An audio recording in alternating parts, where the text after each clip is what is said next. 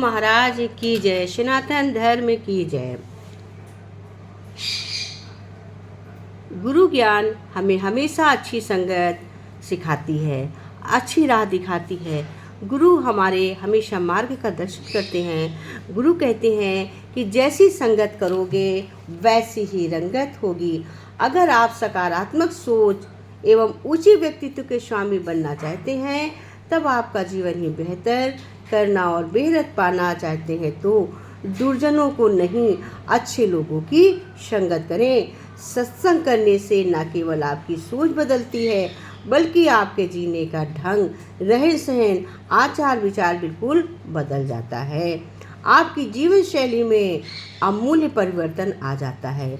अतः हमेशा अच्छे लोगों की संगत करें। जब आप अच्छे लोगों की संगत करते हैं तो आप अपनी खामियों को दूर करते हैं और अच्छाई ग्रहण करते हैं। फलतः आपके जीवन का ढंग, कार्य करने का ढंग एवं सोचने का नज़रिया बदल जाता है।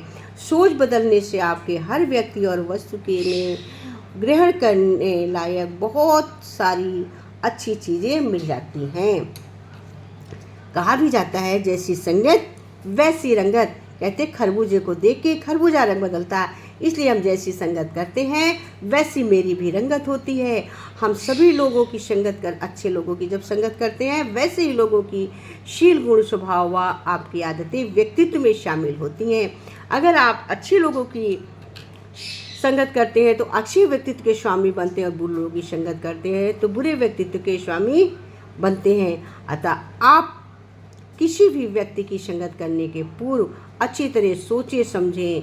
तो इससे हमें ये मिला कि याद रखें, अच्छी आदतें आपको सबल बनाती हैं, बुरी आदतें आपको निर्बल बनाती। इससे हमें यही सीख मिली कि अच्छी संगत हमें सबल बनाती है और बुरी संगत हमें निर्बल बनाती है।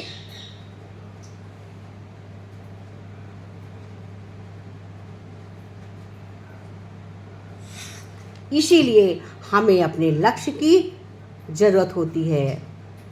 अगर हम कुछ करना चाहते तो हैं, सबसे पहले अपने लक्ष्य को निर्धारित करें। लक्ष्य मीन्स बिल गेट्स।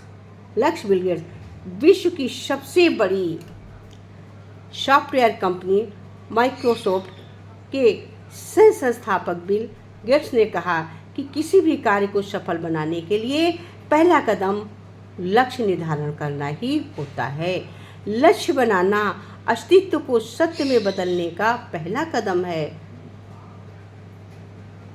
प्रसिद्ध जाने माने लोग भी यही कहते हैं कि किसी भी कार्य को करने से पहले लक्ष्य निर्धारित करना चाहिए, क्योंकि गुरु भी हमें यही समझाते हैं कि हमें अपने लक्ष्य पर चलना चाहिए, सत्यता पर चलना, शुभ विचारों को निर्धारित करना, क्योंकि लक्ष्य निर्धारित करने में कोई भी असंभव कार्य को आपको दिखाई नहीं देता। उसको देखने का पहला कदम उठाया जाता है। लक्ष्य का निर्धारण इसलिए भी ज़रूरी है क्योंकि जैसे कि एक इंसान रेलवे स्टेशन में टिकट लेने के लिए लाइन में खड़ा रहता है, लेकिन उसको ये पता नहीं होता कि उसको जाना कहाँ है। जब इंसान को ये निश्चित कर लेता है कि उसको दिल्ली जाना है, मुंबई जाना है का टिकट लेना है, तो दिल्ली जाने मुंबई जाने की ट्रेन में बैठ जाता है। इसी तरह जब किसी लक्ष्य को निर्धारित करते हैं तो ये हमें पता होता है कि जहाँ जाना है वहाँ के किस रास्ते से होकर हमें जाना है। इसलिए हमें पहले लक्ष्य अपना बना लेना चाहिए कि हमें क्या काम करना है, कहाँ जाना, जो भी करना है हमें अपने लक्ष्य का निर्धारण करना है, लक्ष्य को तय करना है।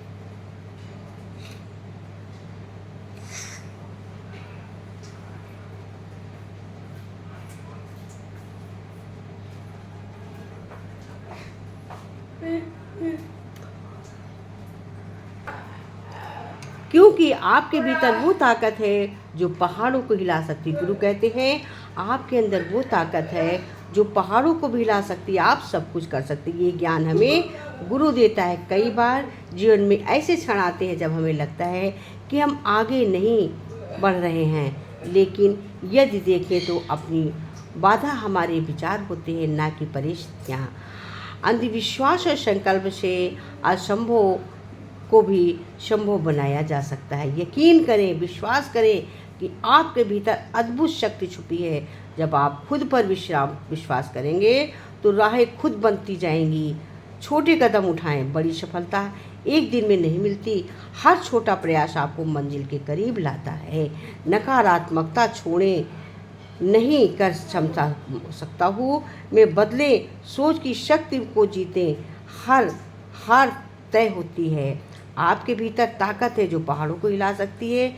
विश्वास रखने शुरुआत करें, आगे बढ़ें, आप हमेशा विजयी होंगे। ये हमेशा सोचें कि हम बढ़ेंगे तो हम विजयी होंगे, तो आप अवश्य और अवश्य विजयी होंगे। सद्गुरु के अपने ढंग हैं, अपनी व्यवस्थाएं हैं। कहना कठिन है कि वे किस लिए क्या कर रहे हैं। आप उस झंझट में पड़ना भी मत। अगर आपको गुरु खोजना है तो धैर्यपूर्वक बिना निर्णय लिए निकट रहने की क्षमता जुटाना, और जितना बड़ा गुरु होगा उतनी ज़्यादा धैर्य की परीक्षा होगी, क्योंकि उतनी ही बड़ी संपदा देने के पहले वो आपकी पात्रता को पूरी तरह परख लेता चाहेगा। कोई छोटा मोटा गुरु तो आपकी कोई परीक्षा भी नहीं लेगा, क्योंकि आपको डर है कि कहीं भाग ना जाए। वो आपको फंसाने को ही बैठा है। छोटा मोटा गुरु तो ऐसा है जैसे कि मछली को पकड़ने के लिए आटा लगाकर कांटे में बैठा हुआ है। परंतु अगर वाकई एक मार्गदर्शक गुरु है तो वो तुमको धैर्यपूर्वक बिना निर्णय लिए कार्य में करने में जुटाएगा नहीं, आपकी परीक्षा लेगा, और जितना आपका पात्र होगा उतनी जल्दी आपको पूर्णता को प्रदान करेगा। अस्तित्व में दोनों सम्मिश्र है, निराकार भी आकार भी। ना तो बनाने की कोई ज़रूरत है, ना मिटाने की कोई ज़रूरत है। बनाने और मिटाने का आकार कोई भी काम करना हो तो भीतर करना ज़रूरी है, कि भीतर इस मन को इस हालात में लाना ज़रूरी है कि जहां हम दोनों विरोधों को एक साथ स्वीकार कर लें। जैसे ही दोनों विरोध एक साथ स्वीकार होते हैं, मन गिर जाता है और समाप्त हो जाता है, और अमन की स्थिति पैदा हो जाती है। वो अपनी स्थिति ही समाधि है। ये सारा प्रयोजन कृष्ण का इतना ही है कि आप दोनों एक साथ स्वीकार करने को राजी हो जाएं। राजी होते ही आप रूपांतरित हो जाएंगे, और जब तक आप राजी होंगे, एक पक्ष को झुकेंगे, तब तक आप बदल ही सकते हैं। तब तक आप द्वंद्व में ही धीरे धीरे रहेंगे। दो में से एक को चुकाना द्वैत को समर्थन करना है। दोनों एक साथ स्वीकार कर लेना अद्वैत की स्थिति है।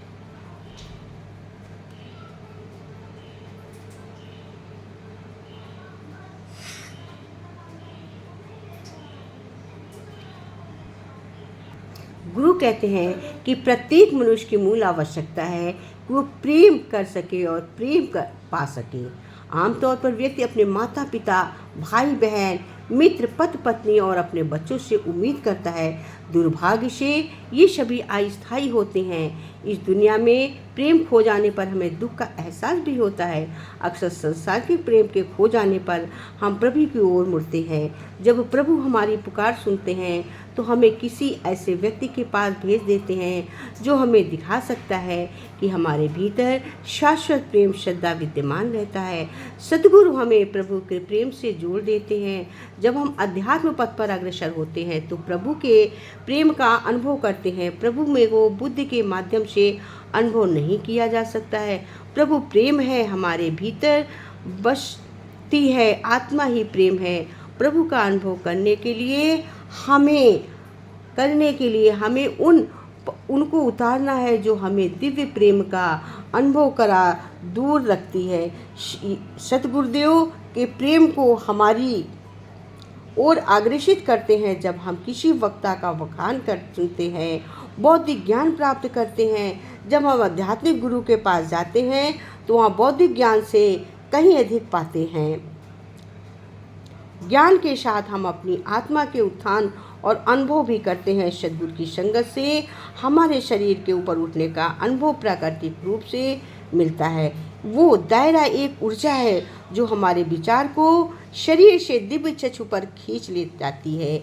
एक सद्गुरु की थोचों से हमारी आत्मा आध्यात्मिक मंडलों का अनुभव करने लगती है। इस दिव्य अनुभव से हम उत्कृष्ट प्रेम में शराबोर हो जाते हैं। जब हम उस परमानंद को चख लेते हैं तो हमेशा उसी में डूबा रहना चाहते हैं। प्रभु प्रेम की चुंबकीय शक्ति इतनी शक्तिशाली होती है, गुरु की शक्ति इतनी शक्तिशाली होती है ये हमें दिव्य मादकता से भर देती है, दिव्य प्रेम से भर देती है।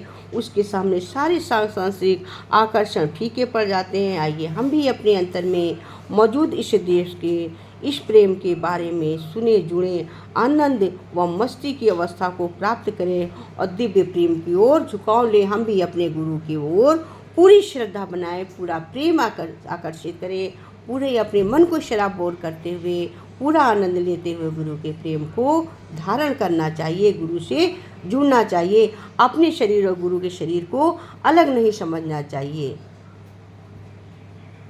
गुरु के शरीर को शरीर न समझकर हम उसके गुण से जुड़ते हैं। गुरु हमारा, जो गुरु का गुण है वो हमारा गुरु है। मेन गुरु हमारा गुरु के तत्व है, गुरु के ज्ञान है, यही हमारा गुरु है। गुरु का जो ज्ञान है यही हमारा गुरु है।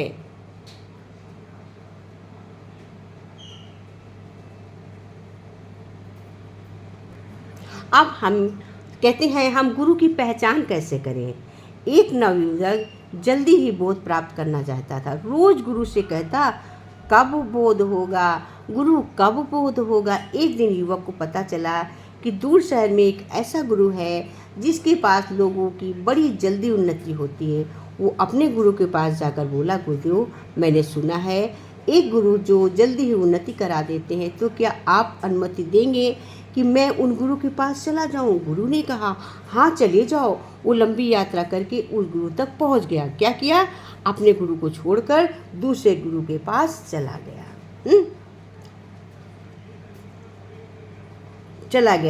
जब मिला तो गुरु से ने पूछा, कहाँ से आए हो। उसने अपने मठ का नाम बता लिया। सुनकर गुरु ने होठों पर मुस्कान आ गई। ये युवक 20 वर्ष तक उसके पास रहा। साधना करते हुए बड़े उतार चढ़ाव आए। एक दिन उसके भीतर साधना का कमल खिल उठा। बहुत आनंदित होकर गुरु के पास गया, प्रणाम करके उसके धन्यवाद दिया और कहा, आपकी कृपा से अंततः मेरी इच्छा पूर्ण हो गई है। गुरु ने कहा, क्या तुम जानते हो कि मेरे गुरु कौन है। युवक ने कहा, ये तो आज तक मैंने पूछा ही नहीं, कृपया आज मुझे बता दीजिए। गुरु ने कहा, बेटे तुम जिस गुरु को छोड़ कर आए हो वही मेरे गुरु हैं जो तुम्हें यहाँ 20 वर्षों में प्राप्त हुआ है। वो मुझे गुरु ने 2 वर्षों में दिया था। तुमने जब कहा कि तुम वहाँ से आए हो तो इस नाते तुम मेरे गुरु भाई थे। मुझे तुम पर बड़ी करुणा आई थी कि अपने महान गुरु की महिमा को तुम पहचान ही नहीं पाए, तुम कहीं भटक ना जाओ, इसलिए मैंने तुमको ये रहस्य उस समय नहीं बताया। ये तुम्हारी जल्दबाजी के कारण और तुम्हारी गुरु को जांचने पकने की कमी के कारण तुमने इतना समय गंवाया। मैं जानता हूँ अगर तुम यहाँ नहीं आते तो शायद ये कार्य आधे समय में ही हो जाता, क्योंकि गुरु तो गुरु है, कोई चेला गुरु नहीं बन सकता। गुरु चेला अकेले ही गुरु बोले, मैं जितना धूल माथे पर लगा कर घूमा, तुम ऐसे महान गुरु को छोड़कर मैं जिनकी धूल माथे पर लगा कर घूमता हूँ, जिनकी वजह से मैंने आज तुमको भी अपना शिष्य बना पाया, मैं गुरु बना, तो लेकिन मैं उन्हीं की चरणों की धूल लगाकर मैं सबको अपनाता हूँ, शिष्यता देता हूँ, शिष्य बनाता हूँ। तुम ऐसे गुरु को छोड़कर मेरे पास आए। इंसान के पास जो होता है वो उसको पहचान नहीं पाता और जो नहीं होता है उसके लिए इंसान भटकता है, अपने सच्चे गुरु को खो देता है। इसलिए इंसान को कहते पानी पियो छान के, गुरु करो जान के। जब गुरु कर लो तो भटकना नहीं चाहिए। गुरु तो हमारा ज्ञान है, उसका शरीर थोड़ी जो छोड़ के चले जाते हैं। हमको अपने गुरु के पास स्थिरता से रहना चाहिए, बैठना चाहिए, उसके ज्ञान को ग्रहण करना चाहिए। कहते हैं अगर आपको जीवन में कोई गुरु ना मिले तो भी आप क्या करें, तो प्रकृति से, जानवरों से भी बहुत कुछ सीखा जा सकता है। जैसे चाणक्य ने जंगल के जानवरों से दत्तात्रेय महाराज के प्रकृति को ही अपना गुरु बनाया। सूर्य की किरणें गंदे कीचड़ से भरे तालाब में भी पहुंचती हैं, सड़ी हुई नालियों में भी, उस खारे समुद्र में भी जिसका पानी जहर की तरह कड़वा है। हर जगह वो मीठे पानी को ले लेता है, बुराई को, गंदगी को और कड़वाहट को छोड़ देता है। ऐसा इंसान तू भी ऐसा सद्गुण ले ले, हर जगह से अवगुण को छोड़ दे, गंदगी पर और कूड़े करकट पर भिन भिनाने वाली मक्खी न बन, शहद की मक्खी बन। मिठास ले, हर जगह सुगंध ले, अच्छाई ले, परंतु सूर्य हर जगह से मीठे पानी को लेकर करता क्या है? क्या स्वयं पी जाता है? नहीं, इस मीठे पानी को वो भाप द्वारा बदलकर जीवन को वापस कर दे, जमीन को फिर वापस कर देता है, ताकि कुएं तालाब भर जाएं, नदियाँ भर जाएं, पहाड़ों की चोटियों पर दूध की तरह सफ़ेद बर्फ जाग उठे, खेत लहला उठे, इंसान और पशुओं को पीने का पानी मिल जाए, जो उसके जीवन का आधार है। हे इंसान, तू भी ऐसा कर। गुण है तेरे अंदर, खूबी, शक्ति है, धन तेरे पास, जान है, विज्ञान है, तू भी इससे दूसरे का भला कर। सूर्य प्रकाश देता है, कभी अंधेरा नहीं देता, ताकि लोग वास्तविकता को देख सके, सच्चाई को देख सके, ठीक रास्ते पर चल सके, भटके नहीं। ये इंसान, तू भी ऐसा कर, दूसरे को प्रकाश दे, उसके लिए अंधेरा पैदा मत कर। उन्हें वास्तविकता और सच्चाई के लिए अंधेरा पैदा मत कर, उन्हें वास्तविकता सच्चाई की ओर ले जाने का रास्ता दिखा, और झूठ पाप अज्ञान को की तरफ मत ले जा। इससे हमें सीख क्या मिली? इससे भीतरी सीख मिली, गहरी बात है कि यूँ तो हम अच्छा बुरा देखते रहते हैं, गुरु खोजते, परंतु अगर हमें कोई गुरु नहीं मिलता है तो हम और नज़रअंदाज करते हुए ये सीखें कि सूर्य किस तरह से अच्छा खराब देखता है, गंदा सफ़ा देखता है, सभी कहीं प्रकाश देता है, सभी को देता है, चंद्रमा सभी को देता है। उसी प्रकार से हम सारी अच्छाई और बुराई हमारे अंदर है, हम उसमें से क्या लेते हैं, यही इसका सार चीज़ है। गुरु हमें केवल अच्छी बातों को देते हैं, खराब बातों को, नकारात्मकता को हटाना सिखाते हैं, और सकारात्मकता को ग्रहण करना सिखाते हैं। इसी तरह से हमारे पशु पक्षी जानवर सूर्य चंद्रमा भी हमें सिखाते हैं कि सकारात्मकता को ग्रहण कर लो, और नकारात्मकता को अपने शरीर से, अपने मन से, अपने विचारों से, शरीर में तो कुछ नहीं, मन से, विचारों से बिल्कुल दूर करो। यही हमें सिखाते हैं। कुछ ऐसे सतगुरु होते हैं जो मंजिल तक पहुँचाते हैं, जो मंजिल तक पहुँचाते हैं। कुछ ऐसे सतगुरु होते हैं जो मंजिल तक पहुँचाते हैं, जो मंजिल तक पहुँचाते हैं। जो सतगुरु का बन जाता है तो जीवन भर सुख पाता है, जो सतगुरु बन जाता है जीवन भर सुख वो पाता है। कुछ ऐसे सतगुरु होते हैं जो मंजिल तक पहुँचाते हैं, जो मंजिल तक पहुँचाते हैं। दुनिया का झूठा नाता है, 2 दिन में उड़ ही जाता है। ये सच का ऐसा नाता है जो जीवन भर का सहारा है। दुनिया का ऐसा नाता है जो 2 दिन में उड़ जाता है। ये सच का ऐसा नाता है जो जीवन भर का सहारा है। बिगड़ी हुई राहें जीवन की, बिगड़ी हुई राहें जीवन की, सतगुरु संग बन जाती है, सतगुरु संग बन ही जाती है। बिगड़ी हुई है जीवन की, सतगुरु संग तू बन जाती है। कुछ ऐसे सतगुरु होते हैं जो मंजिल तक पहुँचाते हैं, जो मंजिल तक पहुँचाते हैं। ये ज्ञान का दीपक जलते ही अंधकार न कोई रहता है, और प्रेम दीपक जलते ही जीवन मंदिर बन जाता है। ये ज्ञान का दीपक जलते ही अंधकार न कोई रहता है, और प्रेम का दीपक जलते ही जीवन मंदिर बन जाता है। जिस दिल पे प्रेम के बीज उगे वो एक दिन फल हो जाता है। जिस दिल पे प्रेम के बीज उगे वो दिल एक दिन फल बन जाता।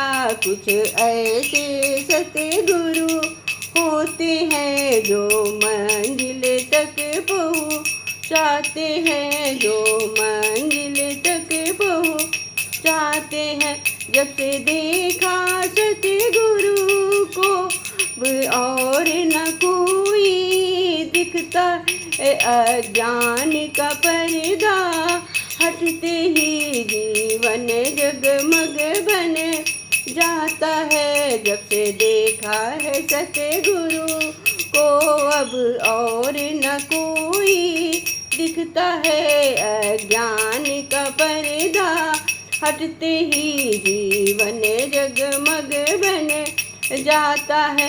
जिसे जिसे पर गुरु की नजर पड़ी वो दिले दिले भर बन जाता है। जिसे जिसे पर गुरु की नजर पड़ी वो दिले दिले भर बन जाता, वो सतगुरु का बन जाता।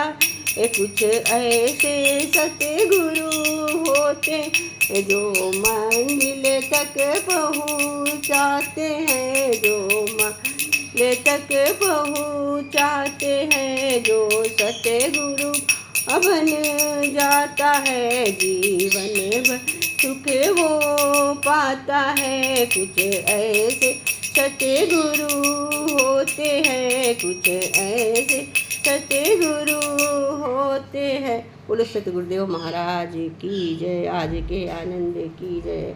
हर हर महादेव। सनातन धर्म की जय।